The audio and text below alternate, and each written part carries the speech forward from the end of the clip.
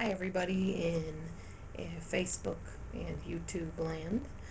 My name is Delusion Dispeller, and I'm going to be talking a little bit about narcissistic and borderline personality based on a question that somebody had asked me, which was kind of a request more than a question, to describe and compare the two of them, narcissistic and borderline personalities.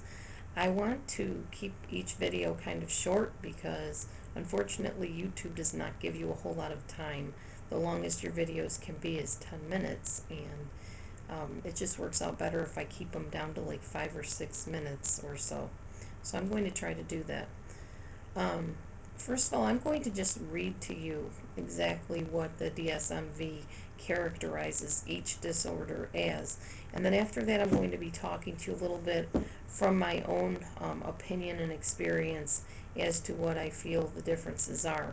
Because I have met people with both of these disorders, and I can tell you there's a lot of overlap, which means that some people exhibit symptoms of both, the traits of both narcissistic and borderline personalities.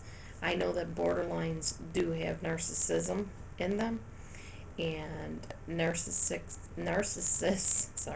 can act very borderline at times, as well as narcissistic. So there is some overlap, and it is hard to diagnose both disorders. For one thing, borderlines' emotions are up and down and all over the place, so it's sometimes hard to tell exactly what is causing their traits. With a narcissist, it's very hard to diagnose them because a narcissist feels that they don't have any problems, that it's everybody else or circumstances causing them to behave in the way that they do. So very few of them even seek psychiatric treatment, let alone admitting that they have a disorder. So it's hard to not only diagnose but treat it. It's also hard, I've noticed, I've been going through all the YouTube videos on disorders, and there's very little on narcissistic personality as far as clinical studies. I would like to see a narcissist in a clinical setting on a video and see how they behave. The thing is, a narcissist in a clinical setting will put on their best face, and that's the whole characteristic of being narcissistic, is that they can turn on and off their persona at will, so that all the abuse that's happening behind closed doors, when they get to the therapist's office, they are just sweetness and light, and the therapist sometimes can't see through that. So it's very difficult to diagnose and treat narcissistic personality disorder. That having been said, let me tell you what each disorder's traits are. Narcissistic personality disorder is a pervasive pattern of grandiosity, a need for admiration, a lack of empathy, and it begins by early adulthood and is present in various contexts. It's indicated by at least 5 of the following. This person has a grandiose sense of self-importance. The person is preoccupied with fantasies of unlimited success, power, brilliance, beauty, or ideal love. This person believes he is special and unique and can only be understood by or should associate with other special, high-status people or institutions. The person requires excessive admiration. The person has a sense of entitlement or an unreasonable expectation of especially favorable treatment or automatic compliance with his expectations. The person is interpersonally exploitive, taking advantage of others to achieve his own ends.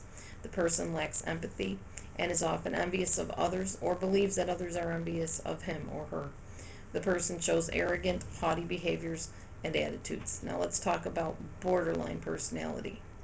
This pervasive pattern of instability of interpersonal relationships, self-image, and affect, and marked impulsivity begins by early adulthood and present in various contexts, is indicated by at least 5 of these following attributes. This person makes frantic efforts to avoid real or imagined abandonment, including suicidal or self-mutilating behaviors. The person has a pattern of unstable and intense interpersonal relationships characterized by alternating extremes of over-idealization and devaluation. The person has an identity disturbance, a markedly and persistently unstable self-image or sense of self.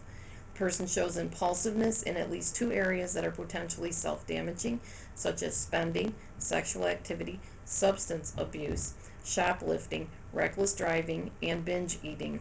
Also, anorexia is another one, excluding suicidal or self-mutilating behavior. The person engages in recurrent suicidal threats, gestures, or behaviors, or in self-mutilating behavior.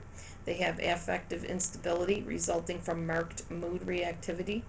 For example, depression, irritability, anxiety, lasting usually a few hours and seldom more than a few days. The person has chronic feelings of emptiness or boredom. They have inappropriate, intense anger or difficulty controlling anger. This person has transient stress-related paranoid ideation or severe dissociative symptoms.